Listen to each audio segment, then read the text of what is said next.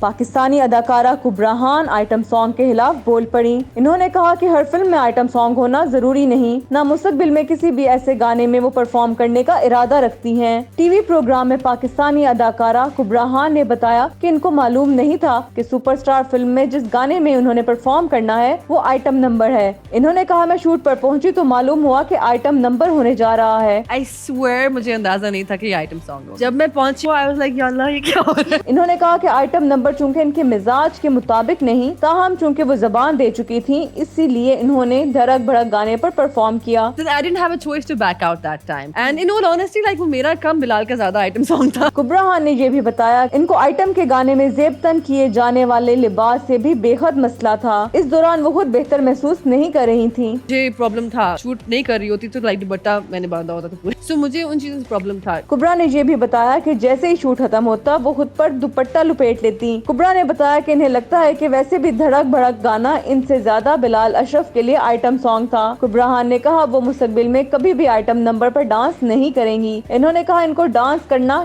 یا رومانوی گانوں پر پرفارم کرنا پسند ہے لیکن آئٹم سانگ کرنا ان کے مزاج کے مطابق نہیں۔ Item song comes with a connotation. That's what I don't like and that's something that I wouldn't want to do even in future. انہوں نے مزید کہا کہ مستقبل میں کوئی ایسا کام ہوا تو چاہے میں بری بن جاؤں مگر میں آئٹم سانگ پر پرفارم نہیں کروں گی۔